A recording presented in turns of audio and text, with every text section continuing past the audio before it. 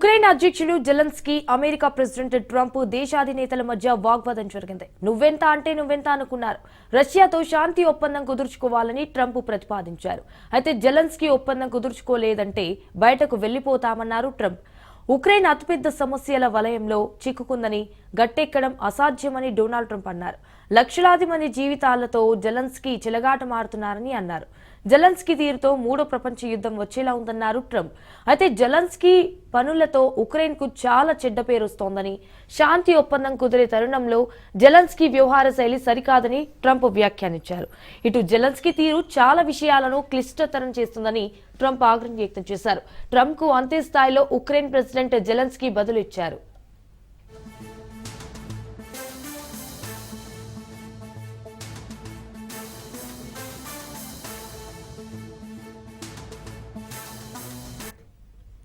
మా దేశంలో మేముంటున్నాం, దృఢ నిశ్చయంతో ఉన్నాం, ఎవరికి తలవంచే ప్రసక్తి లేదని జెలెన్స్కీ తేల్చి చెప్పారు.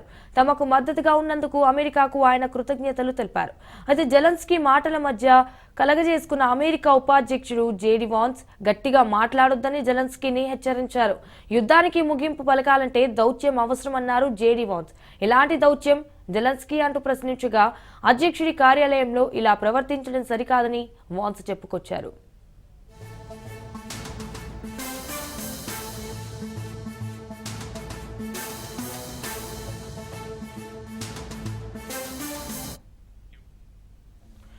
ఉక్రెయిన్కు $350 బిలియన్ ఆర్థిక సాయం చేశామన్నారు అమెరికా ప్రెసిడెంట్ ట్రంప్. ఉక్రెయిన్కు ఆయుధాలు సమకూర్చామని, ఊహించని స్థాయిలో మద్దతుగా నిలిచామన్నారు. తమ సైనిక పరికరాలే లేకపోతే యుద్ధం 2 రాళ్లలో ముగిసిపోయేదన్నారు ట్రంప్. ఇదే మాటలు 2 రోజుల క్రితం పుతిన్ కూడా అన్నారని జెలెన్స్కీ తెలిపారు. ఇలాంటి పరిస్థితుల్లో ఉక్రెయిన్తో వాణిజ్య సంబంధాలు నేర్పడం కష్టమన్నారు.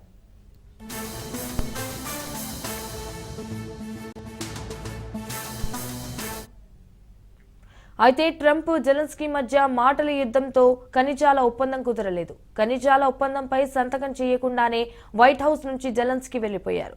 రష్యాతో ఉక్రెయిన్ యుద్ధం ముగింపునకు జెలెన్స్కీ సిద్ధంగా లేరని, జెలెన్స్కీతో భేటీలో ఈ విషయం అర్థమైందన్నారు యుఎస్ ప్రెసిడెంట్. జెలెన్స్కీ శాంతికి సిద్ధంగా ఉన్నప్పుడు మళ్లీ చర్చలకు రావచ్చన్నారు ట్రంప్.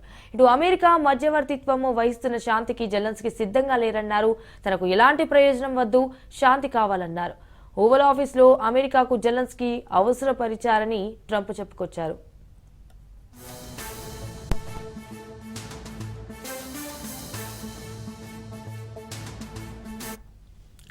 అమెరికాలో వైట్ హౌస్ లో భేటీ ముగిసిన అనంతరం ఉక్రెయిన్ ప్రెసిడెంట్ జెలెన్స్కీ ట్విట్టర్ వేదికగా స్పందించారు. అమెరికా కాంగ్రెస్ ప్రజలకు జెలెన్స్కీ ధన్యవాదాలు తెలిపారు. అమెరికా అందిస్తున్న సహకారానికి జెలెన్స్కీ కృతజ్ఞతలు తెలిపారు. అయితే ఉక్రెయిన్ న్యాయాన్ని, శాంతిని కోరుకుంటుందన్నారు. శాంతి, న్యాయం కోసమే తాము పనిచేస్తున్నామన్నారు.